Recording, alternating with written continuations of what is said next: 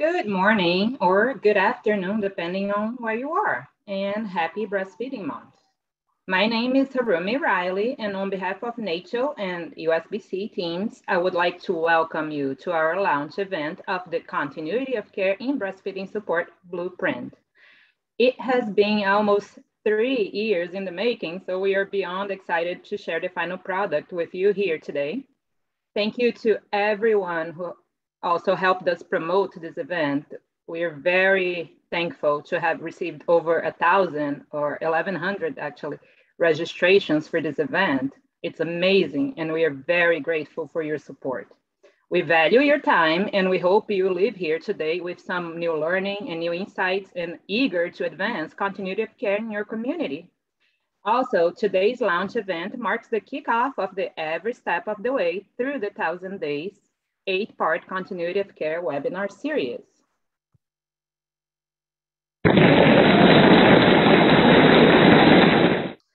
So again, welcome, welcome, welcome, and a huge thanks to all of you who contributed valuable thoughts, expertise, and shared your experience with us throughout these years. This is definitely an outcome of a collaboration of great minds working in the intersection of public health and the lactation field.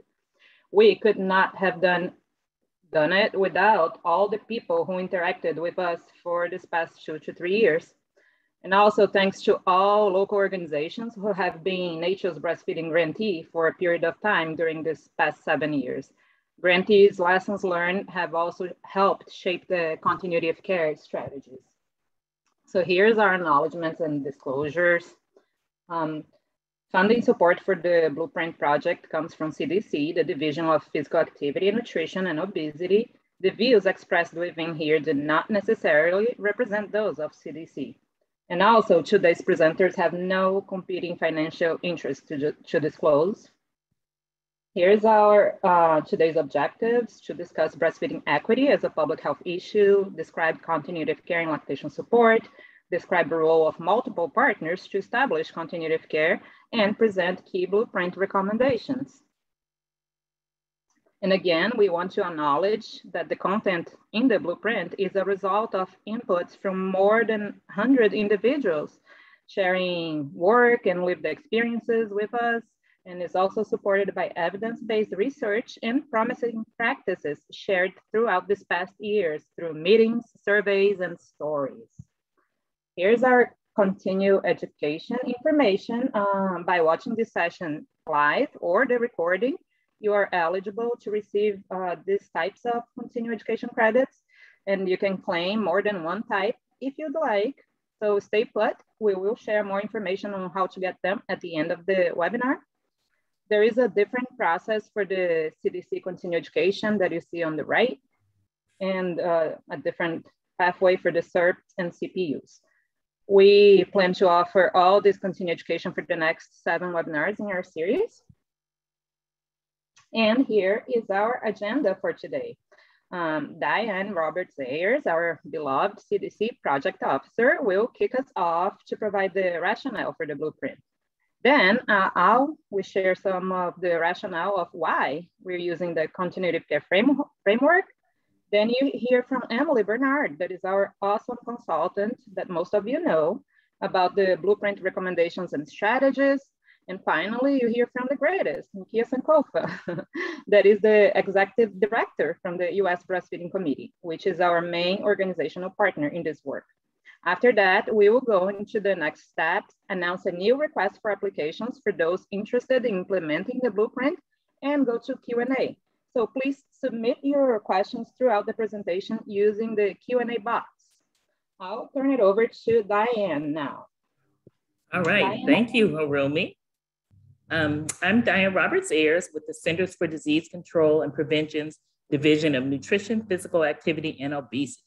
Thanks for joining us today and participating in the launch of this very important breastfeeding strategy developed by the CDC in 2018. I would like to take this opportunity to share some updates with you that'll assist in explaining the importance of this work. Next slide.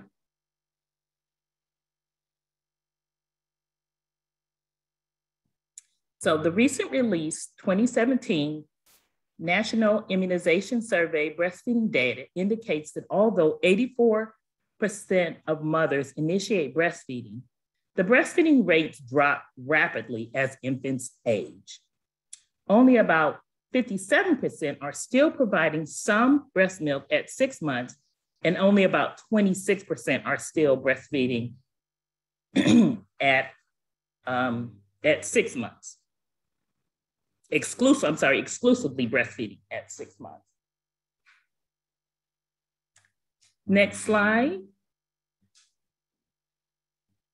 So we see in the next two graphs show that disparities continue to persist in the rates of exclusive breastfeeding through 6 months. And in the next slide, breastfeeding at 12 months, we still see disparities, especially among Black infants and those 100% under the poverty level.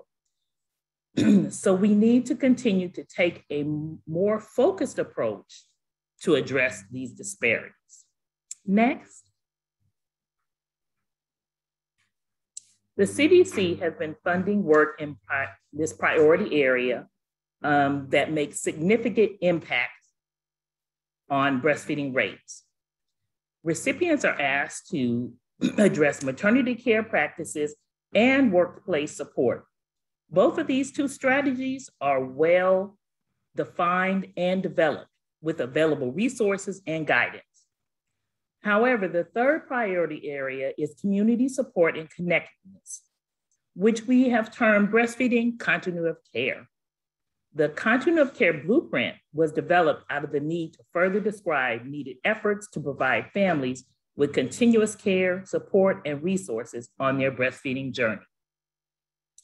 Continuity of care has been the main breastfeeding strategy for our racial and ethnic approaches to community health, REACH recipients, and is one of the 3 strategies that our state physical activity and nutrition SPAN recipients can work on.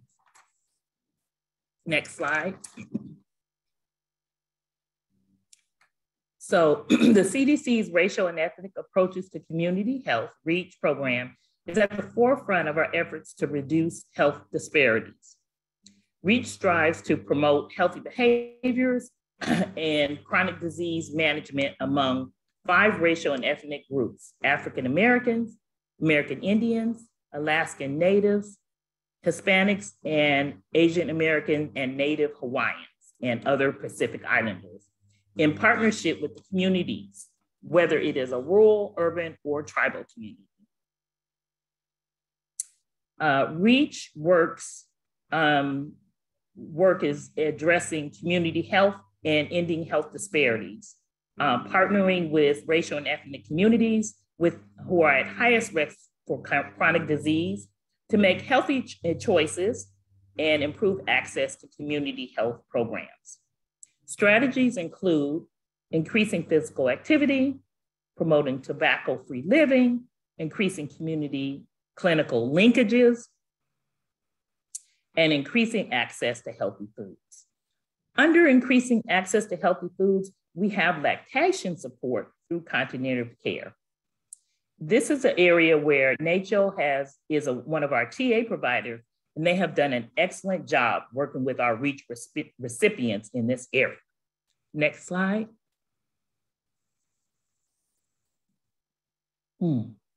So NACCHO and CDC have been working together for a while. We entered into a breastfeeding cooperative agreement in 2014.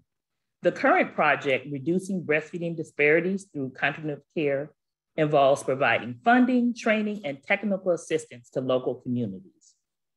The Continuity of Care Blueprint, done in partnership with the United States Breastfeeding Committee, is an outcome of combined efforts after identifying the needs of our priority population.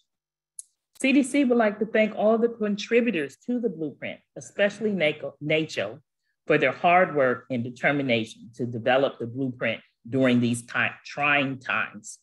Again, thank you. And Harumi, I'll turn it back over to you. Thank you so much, Diane.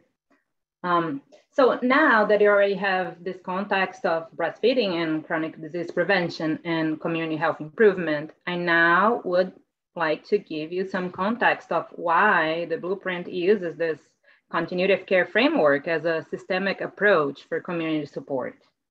Continuity of care has been an established healthcare feature and has been used for decades in elderly care and care of individuals with chronic disease, with mental health disorders, children with special needs, and several other fields for patients that require complex care. However, the continuity of care framework has not been extensively explored in the context of chest breastfeeding, and certainly has not carefully been applied to community lactation support outside of clinical care, or at least not until now. So we believe that understanding which factors predict continuity of care in other health fields may help improve community level breastfeeding implementations and hopefully increase breastfeeding rates equitably.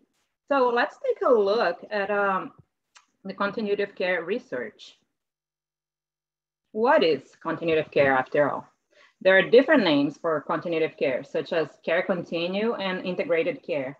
In general, they refer to the delivery of healthcare across providers in different settings.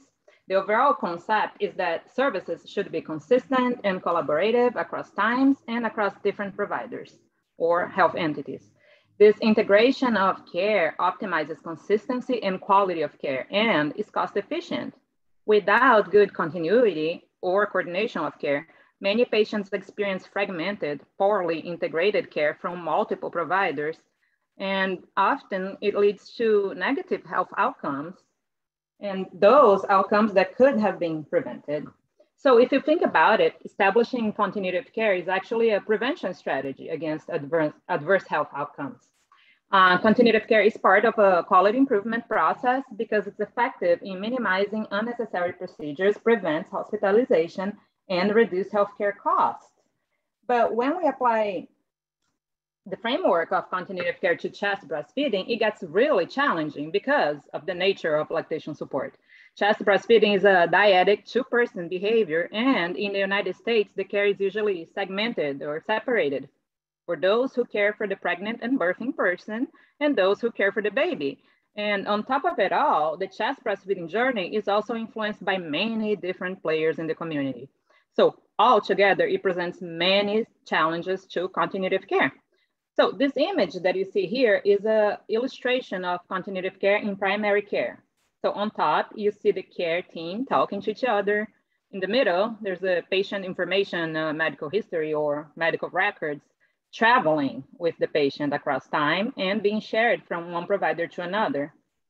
In lactation care, we know this very well, that this doesn't really happen very often, right? After all, how many lactation support providers in the community have access to critical information about birth and infant feeding from the hospital that is super relevant to the post-discharge lactation care?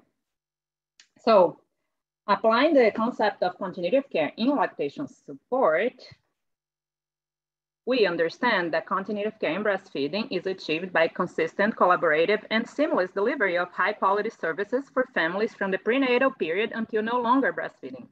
Continuity of care results in transitions of care that are coordinated and fully supportive of families throughout their breastfeeding journey. And then the image that you see here on the left is an adaptation of a continuity of care graphic called Circle of Care. We adapted it to lactation support. It includes the 3 dimensions of continuity of care, relational, management, and informational continuity.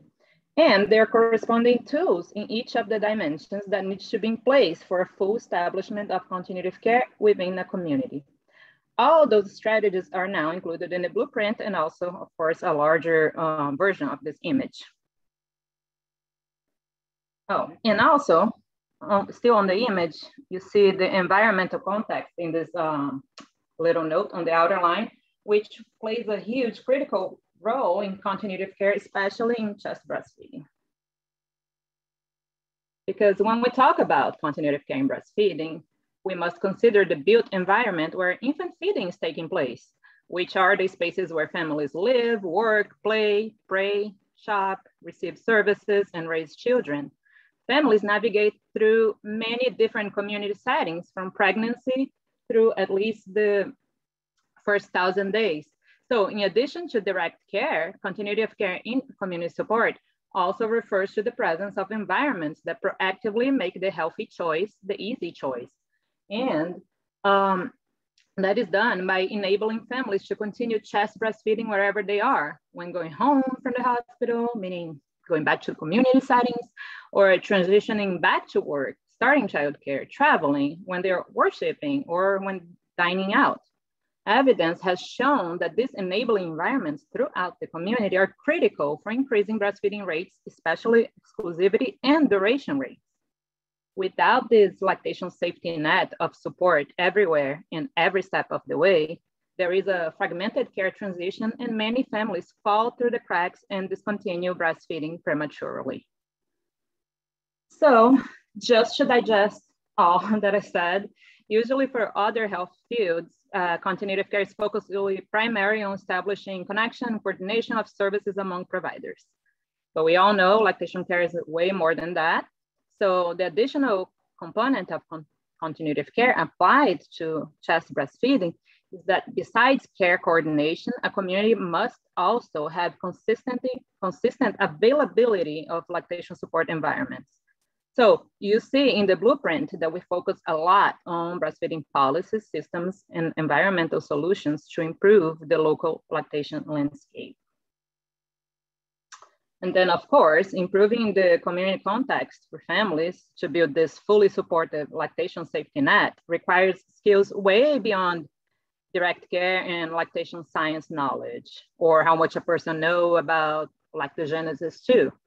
It requires a much bigger, comprehensive, multi-sector approach with many community stakeholders engaged in collective planning and coordination of community-wide implementations. It's like an all hands on deck approach. Most of these players are illustrated here in this local health system diagram.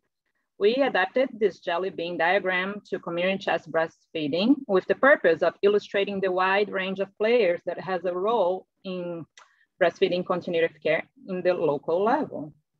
If you have followed the World Breastfeeding Week this year, the messaging referred a lot about this shared responsibility of protecting and supporting chest breastfeeding, recognizing the public health lens that operates with the understanding that chest breastfeeding is not an individual decision that parents make in a vacuum.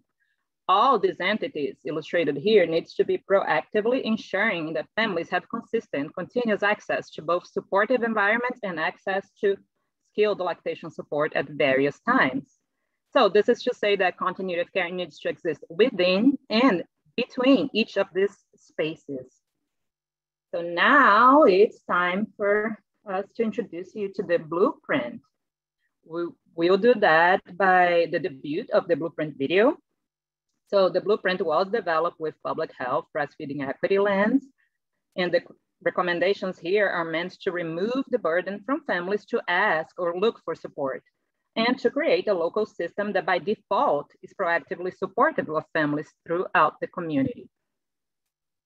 So here's a blueprint in a nutshell. The blueprint goal is to establish a lactation safety net where families do not fall through the cracks, and that ultimately will improve communities' health. The blueprint is intended to any local level organizations and individuals that interact with pregnant and postpartum families. Though we recognize the critical impact of federal and state influences on community support, the blueprint focuses only on actions that can be taken at the local level to support change. The blueprint also includes a lactation equity language glossary used throughout the document. We recognize that using inclusive language is essential within public health and for the lactation workforce because it contributes to safe and supportive environments for patients, clients, and communities, and ensures that programs and services are delivered with respect and meet the needs of all people. This is very relevant to continuity of care since a key component of continuity of care is consistent messaging, both in verbal communications and educational materials.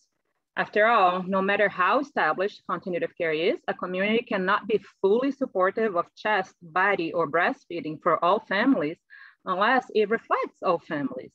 So while we're not attempting to dictate any specific wording choice through this document, we recognize the importance of language in promoting and implementing inclusive and equitable continuity of care systems.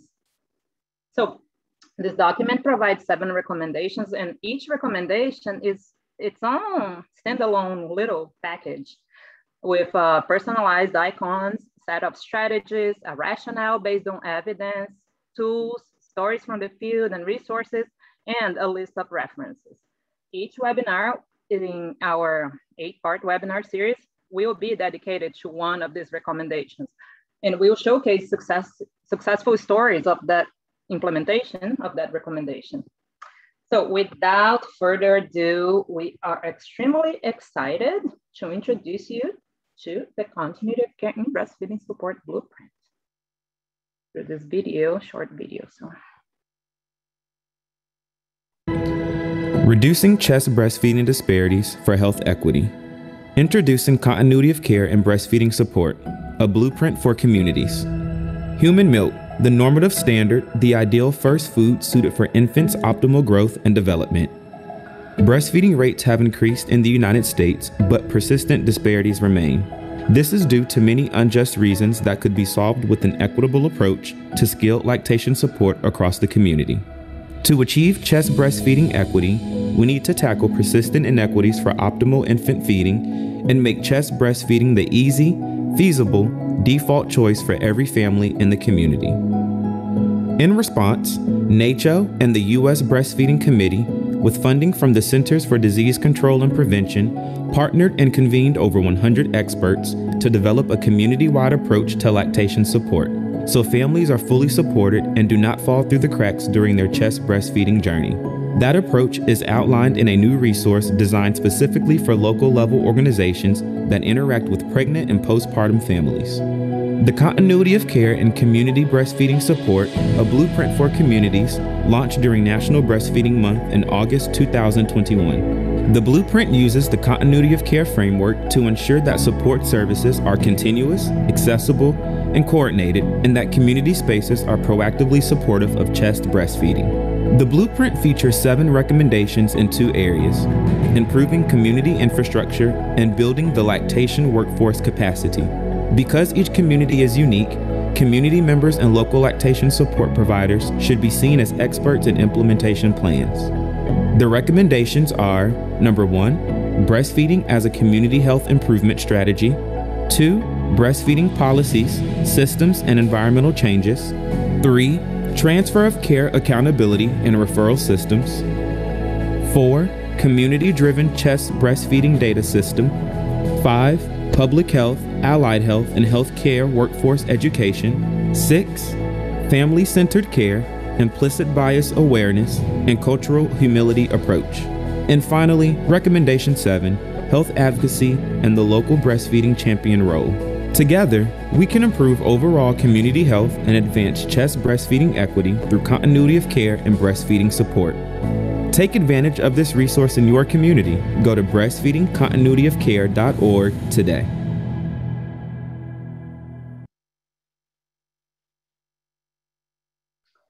All right, I hope you like that. It's tough to put 3 years of work in 2 minutes.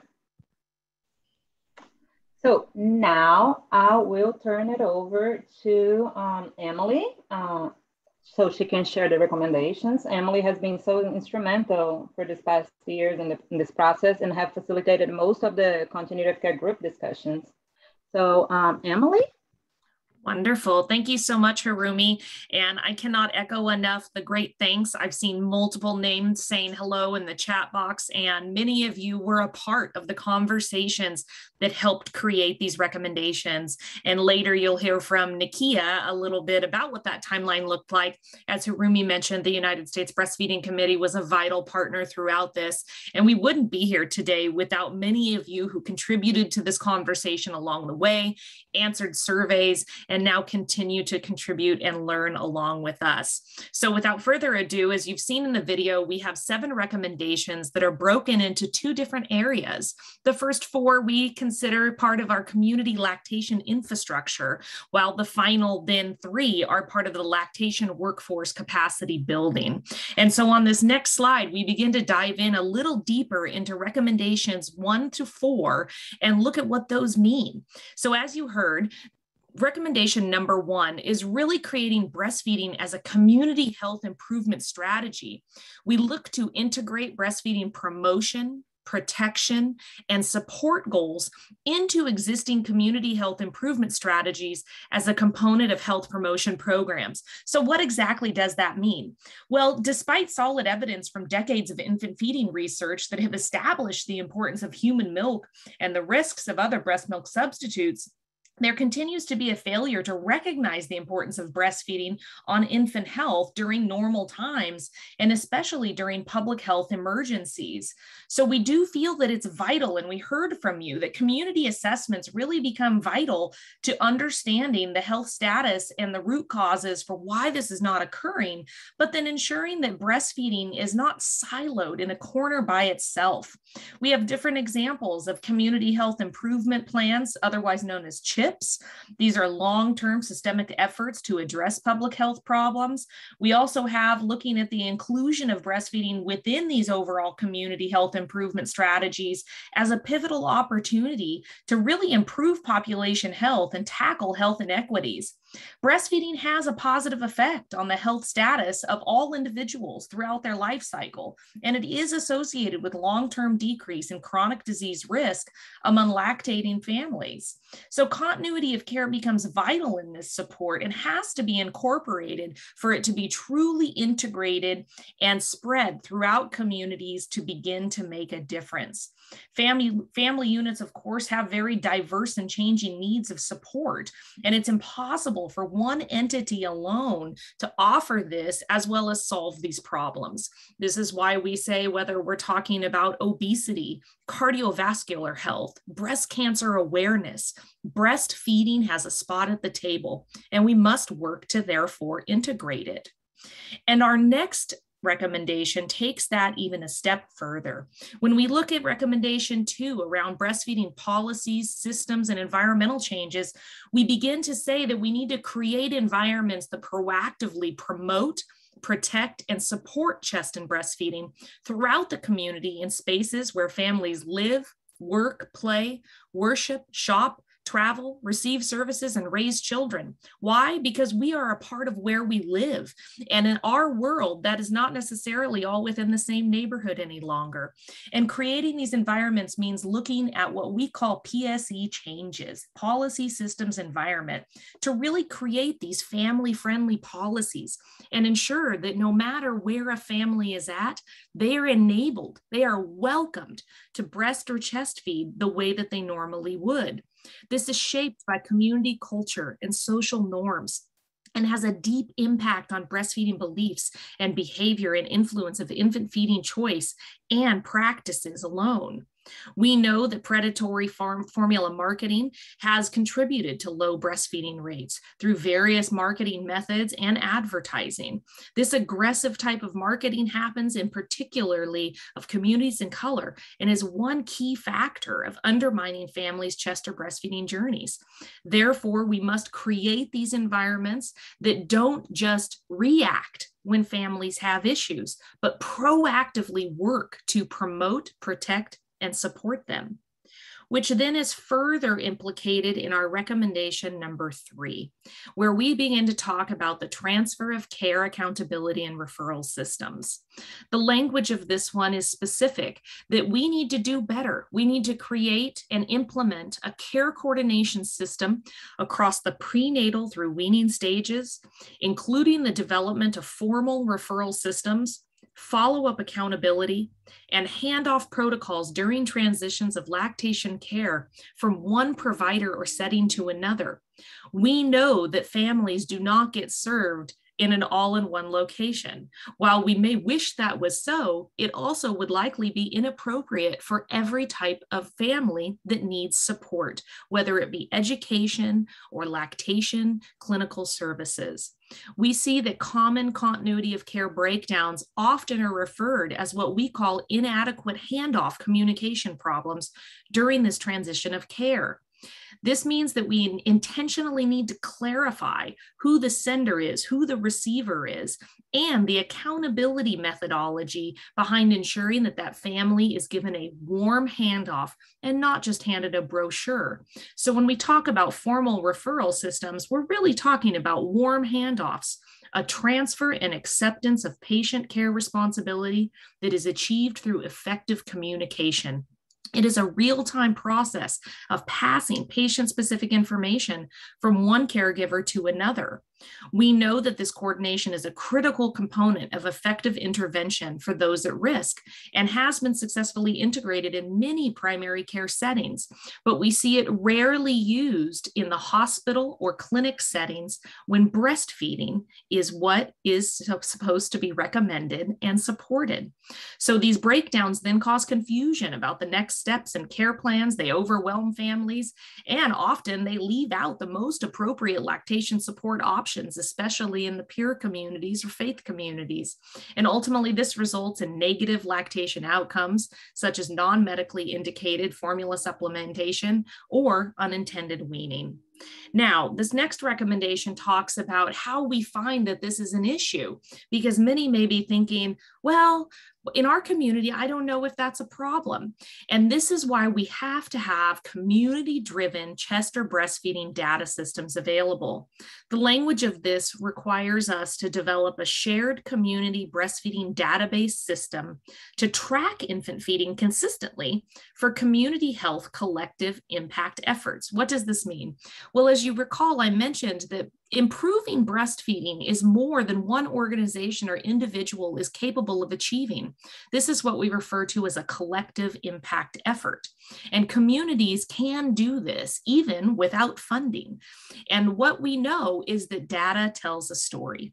We need that story to tell us where continuity of care gaps exist.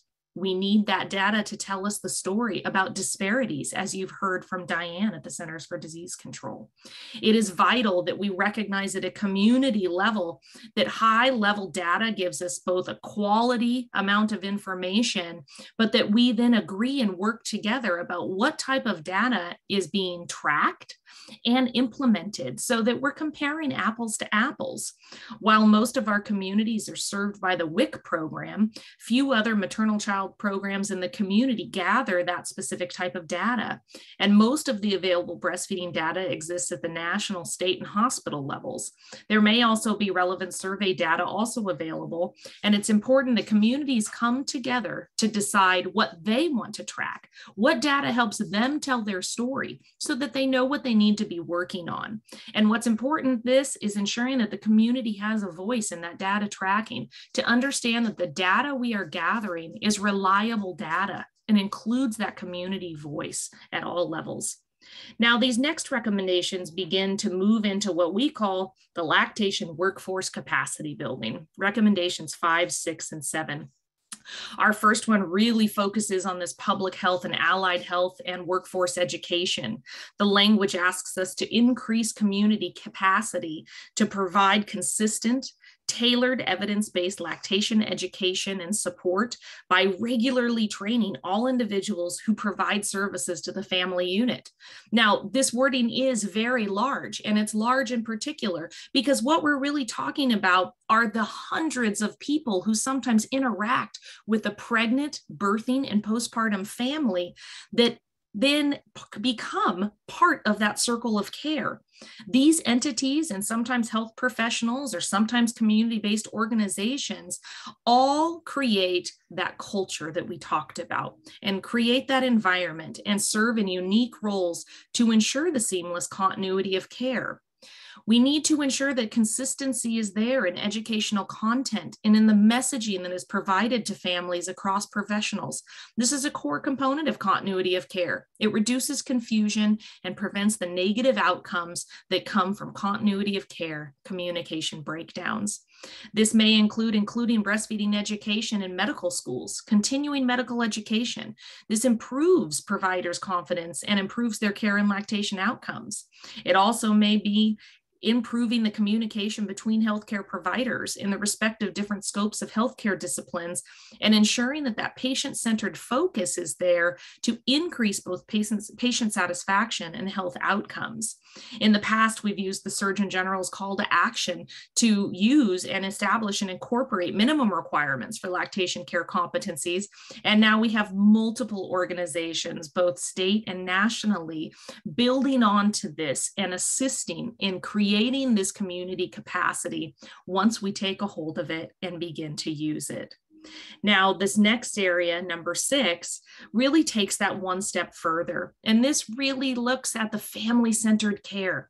We recognize that implicit bias awareness is vital and that a cultural humility approach has to be involved. What does this mean? It means that we provide family-centered lactation care that is responsive to the intersectionality of families' multiple identities, their social determinants of health, and other factors that impact their infant feeding journey. This is an absolutely vital component to build trust and authentic relationships. We have to recognize that implicit bias exists to avoid stereotyping.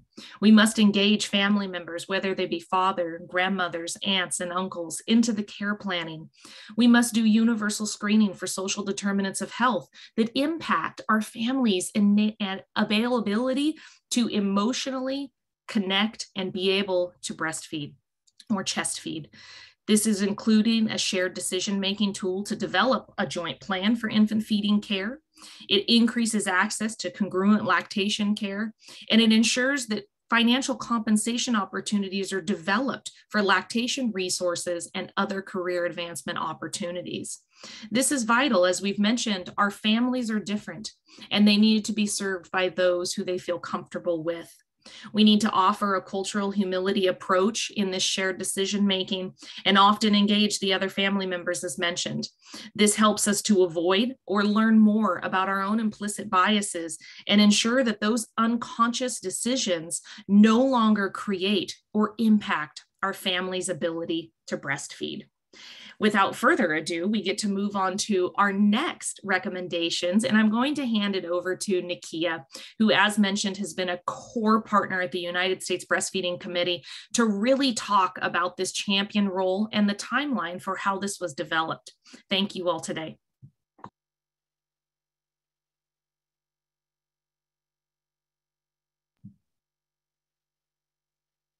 NACCHO, the floor is yours.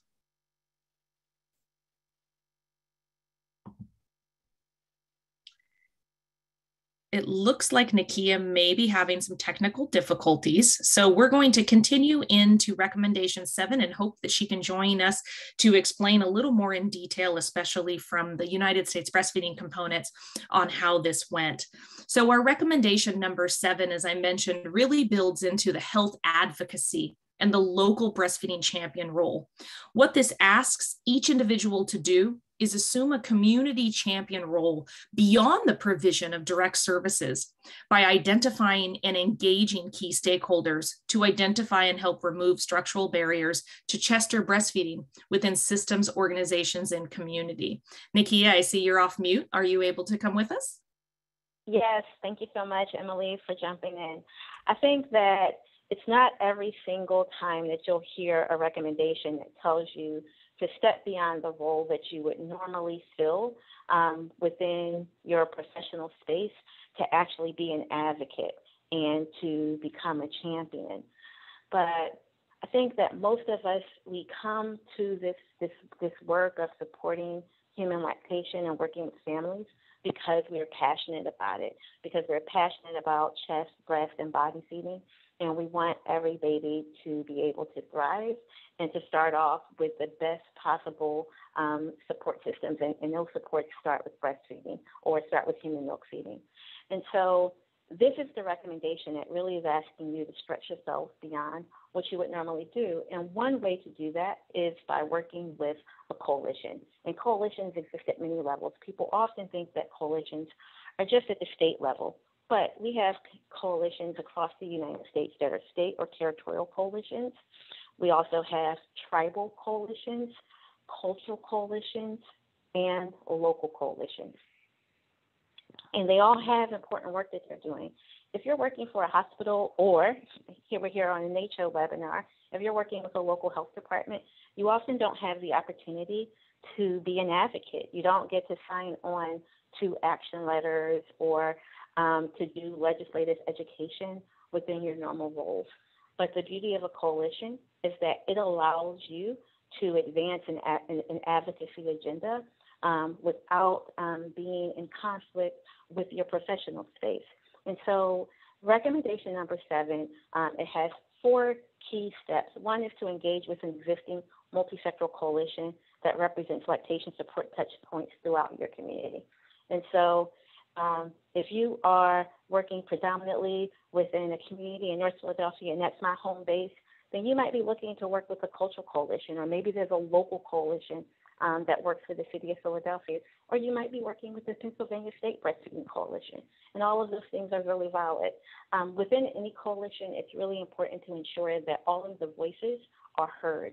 And when I say all of the voices are heard, that really means that when you think about and you look at the community and who is being represented and who is within a community and where do disparities in human milk feeding exist, you want to make sure that all of those people who are a part of that environment or that milieu, that they have a voice on that coalition. And it really becomes necessary for people to kind of stretch and make sure that they've created a welcoming environment. Another part of this recommendation is that you really have to explore gaps in continuity of care by doing a root cause analysis, by understanding, using an equity lens to understand why are there different breastfeeding rates within the community, what's causing these gaps, what types of institutions or parties are perpetuating the disparities. And by understanding what is causing your particular gaps, you'll understand better what are the actual levers that you need to pull in order to effect change. The third part of that is to, depending on who you are and where you sit in the community, to identify your own privilege, right? And to be an advocate for local services and amplify the voices of those people in the field who do not hold the same power. And so this is very much connected with recommendation number 7 to really recommendation number 6, which Emily already talked about. And the final part of this recommendation is to connect breastfeeding coalitions to the other broader initiatives that are happening within the community. There may be initiatives led by a local health department or led by community-based organizations. And the goal is to better understand the overall community experience, identify and leverage opportunities, disseminate lactation support resources, and engage with other health and non-health specialties, such as community organizers, social service organizations, emergency preparedness, which is really, really critical as we are continuing to move through this pandemic and climate crisis. I'm also working with housing and transportation and community designers to really design an overall environment and where human milk feeding can thrive. I also like to talk to you about the timeline for this project. So a bit of background about this process is it took place over many years, 3 years, but in the fall of 2017, NACCHO did a webinar called Closing the Care Gap, and one of the main speakers at that time was Emily Bernard, and that focus of the entire presentation was continuity of care. The very next year, NACCHO received funding from CDC to work with USBC to revitalize the dormant continuity of care constellation. And so constellation is kind of a big word. I think of it as a big word, but really it's an action-focused work group. And it is a work group of organizations that are coming together to use their organizational power and authority to advance an idea, to identify levers of change within a particular on a particular thing in which they have a joint interest. The Continuity of Care constellation has over 100 members, and well, they have 21 members, but it has more than 100 organizations came together at the end. So after NACCHO received its funding, they began to work with USBC to revitalize that constellation. The constellation convened monthly to discuss the content and shape for a national blueprint for continuity of care in human milk feeding, and specifically to identify common gaps where families fall through the cracks and discontinue breastfeeding. In February of 2019, the constellation launched as a learning community and developed a consensus concept for continuity of care. NACCHO and USBC worked together to identify voices that were not at the table, and they sent out invitations to invite more communities and organizations to participate in the work that was unfolding. Even with that, we recognized that some voices were still missing in this work, and it has a lot to do. I think that one particular perspective or voice that wasn't at this table were Native or Indigenous voices. And when you begin to think about all of the work and all of the facets of work, not just human milk feeding that's happening in any particular community, there's only so many people who are available to do this work, and it's why it's just so important within your own areas of space where you are in the nation that you are supporting and being an advocate using your power and privilege to advance and support other people who have voices that are not like yours, to be able to have knowledge, training, and resources to be able to be at tables like this one. So the constellation was divided into 5 subgroups that reflect the first 1,000 days and beyond. This process allowed the group to identify and welcome additional experts from each field. While the constellation originally had 21 members, they grew temporarily for the specific Blueprint development task. The 5 subgroup themes were preconception and prenatal period, birth and discharge, the first few weeks, and return to work and school, and the baby's 4+ months. The subgroups discussed the landscape of breastfeeding support and transitions of care for each of these lactation journey periods. They identified both barriers and facilitators of continuity of care. The findings were translated into the 7 strategies that you've already heard about. And the constellation conducted 2 information gathering surveys where they collected information. They had a total of 111 survey responses that kind of broke down into the more details and all of the recommendations. Participants are also provided input on resources needed by stakeholders to establish continuity of care. The data was analyzed and categorized into these themes. And the thing to know is the content of the blueprint doesn't necessarily represent individual contributor views, but it is the views of the collective. We're thankful to have worked with NACCHO on this journey and for the ongoing support from CDC to make all of this happen. Thank you. I'm going to turn it back over to Harumi or Will. Thank you so much, Nikia. We are so lucky to have partnered and worked so closely with USBC throughout this process. So we hope that the next 10 years of continuity of care implementations will increase breastfeeding rates, and especially exclusivity and duration rates in all subsets of population, but particularly in the oppressed communities with historical low breastfeeding rates. We don't have to say these recommendations are not intended to be one-size-fits-all prescriptions. Each community is unique, and the process of advancing the local chest breastfeeding continuity of care framework will look differently within each community. I will now turn it over to our rock star video narrator, Will Rowe, our senior PA, senior program analyst here at NACCHO, to share some of the next steps for you and for us. Will? Thank you, Harumi. So some of our next steps, we do invite you to go ahead and download the blueprint. It is going to be available to you at breastfeedingcontinuityofcare.org. So we do invite you to do that. We would like for you to note that if you visit the website, or excuse me, when you visit the website, that there is an abundance of existing resources for most of the blueprint recommendations, and that this resource is not exhaustive. Next slide. There is an online continuity of care and chest/breastfeeding support resource repository portal currently under development. Again, this can be found at breastfeedingcontinuityofcare.org. These resources and implementation tools will continually be added. So we do ask that if you have any information that you would like to contribute, any useful tools and resources, please email those resources to breastfeeding@naccho.org. We would love to showcase a resource that you have used or developed. This repository is a national repository that's going to be for you and any other of our public health thought partners. So please take advantage of that and please share out as many resources as possible as you begin to delve into this work. We also would like to invite you to attend the webinar series. The first one will be held on November 18th, 2021. This webinar is going to be for the continuity of care in chest breastfeeding and community health improvement. And you can pre-register at the link below. All links are being added to the chat as we speak. Also, we invite you to apply for the request for applications to implement the blueprint. Implementing the blueprint, we are funding up to 10 coalitions for an award up to $20,000. This will be for 9 months long, and the deadline to apply will be September 26th. There will be an informational webinar held on September 8th at 2 p.m. Eastern Time.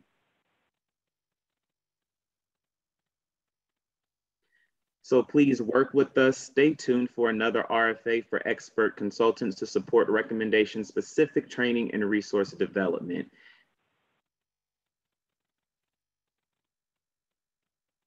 And I would like to turn the floor back over to Harumi, where we will go into some more information in our Q&A.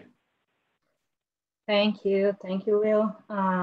Now that we're coming to the closing of this session, I wanted to also let you know about our newest publication. So the Blueprint publication is at the Journal of Public Health Management and Practice, and that includes a lot of examples of local health department implementations of each recommendation. And also here's the information of the continuing education credits.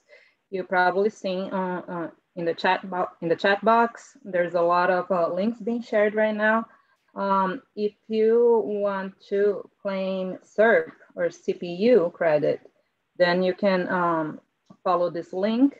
And if you are not able to copy from the chat box, don't worry, we're sending all those links that have been shared, we're gonna share in a follow-up email by the end of this week or beginning of next week. The continuing education for CDC that you see on the bottom, they unfortunately will only be available in early September, even though we have been already accredited by the CDC Training and Continuing Education Office. They are still in the process of uploading our documentation and our session. So we will share the instructions with all registrants in the next couple of weeks, because really for the CDC, you have to go through their website. So I will turn it over to Emily now to get us started with the Q&A session. Wonderful. Thank you so much, Harumi. And we have about 8 minutes left. Some questions were provided earlier and written answers were given, but of course we've had multiple coming in. Many of the questions you've just heard the answers to as to where to get the information. So please definitely visit the website and pass along any information. There was other questions specifically around implicit bias work and different resources that were within the blueprint. Definitely download the blueprint and continue to engage and look at those resources as well. Some other questions that came in also from the pre-questions as part of your registration, multiple relied on asking about, like, are we going to receive breastfeeding rates by county? Obviously, this talks about like recommendation number 4 to the need to create that countywide lactation system database. Others had asked about questions for warm handoffs, and this was part of recommendation 3, and this will also be discussed in future webinars, as each webinar is going to then be able to dive deeper into these topics. I definitely encourage multiple of you who asked about funding to implement or technical assistance to implement to join that RFA webinar to get more information and support that way. one question that came in, was there any evidence that virtual classes or support groups are as effective in person? That's a really great question. There actually was some research done even prior to the COVID pandemic about how proper utilization of a virtual framework can be done. And we saw multiple successes as well as maybe some lessons learned coming out of engaging online. Some of that is in the blueprint, but we also look forward to expanding that work through the resources that will be shared. Any questions related still I'm seeing coming into the question and answer about applications for the funding? Again, please visit and join us for the webinar in September related to RFA. All questions will be taken and reviewed at that point in time. Some other questions that came in were asking about how WIC can best support continuity of care. And definitely WIC plays a vital role in not just improving breastfeeding, but also supporting from an educational and support standpoint. We know that WIC looks different. As Harumi mentioned, every community is unique. And so to talk about a global way that WIC can best support continuity of care probably wouldn't do the best justice. But what we do know is that we already have education and support happening. Many of our WIC communities have breastfeeding coordinators, liaisons that work with the community. And so definitely working to build that collective impact effort to engage around the messaging being the same, looking at those warm handoffs. And so I would encourage anybody looking to implement work like that to also come again onto the RFA webinar to learn more about how they may be able to be assisted in that. A question that's coming in, my clients have little help after delivery on the postpartum floor of our hospitals, maybe lack of staffing or only one free lactation nurse with several clients, even though the hospitals are known as breastfeeding hospitals, and it causes more clients to breastfeed and do formula, or I think you're saying that that causes a lack of breastfeeding and more formula implementation. There are definitely standards out there already existed by different organizations around birth numbers and proper lactation support. We also then have to look at how those supporters are being used and are we using a culturally sensitive approach. I encourage everybody to take a look at the free access to the breastfeeding medicine articles. Some of them specifically dove into this month about hospitals and looking at the disparities that we see even within when policies exist to improve and support and protect breastfeeding. Others are asking in the questions about important community stakeholder champions is the cooperative extension with state universities and others, and military families being a jelly beans. That is true. And the military support, what we often find, as Diane mentioned, there is reach work happening and span work, and several of those communities exist in military established areas. And so it's important to recognize that often you are talking to your families. So when you're talking about community stakeholders, make sure that your families are involved. And with that, I'm going to kind of ask that question over to Nakia, because often a question we get that I have not seen yet is how do we find all of these community champions or coalitions that might already exist? So Nakia, if you could field that one for us. Sure. I think that one way, especially for this is a NACCHO webinar, so coming from a local health department point of view, I think that it is looking at who's already doing the work within your system, even if it doesn't necessarily say something about lactation or human milk feeding. You can often find champions who are doing work within the area of chronic disease or especially childhood obesity prevention. Like these are programs where human milk feeding is very much related. Also, I think that with any hospital system or with any community-based organization, you're often going to find a person who is just like, they're gung-ho and they're always telling people about human milk feeding. I think that it's about ferreting out those people by just talking to especially families who have given birth about where are you getting support and who was your biggest encouragement. The fastest thing that you can do is come to the U.S. Breastfeeding Committee's website and look at our list of coalitions that are in every state and community. Wonderful. Thank you so much, Harumi. And Helen is asking if we can please share the dates again. So there's several dates and links that are in the chat box right now. I will have Erica repost those in case for some reason, I know that if you got kicked out and come back in, you will have missed those. So Erica, perhaps we can put those links back in, and then the dates, I'm not 100% sure of which ones you're asking for. I'm assuming the RFA Blueprint webinar, which is September 8th, correct, Harumi? Yes, and we will follow up with all these links, but also if you go to the breastfeedingcontinuityofcare.org, you can find all these dates and all these links. It's all linked there.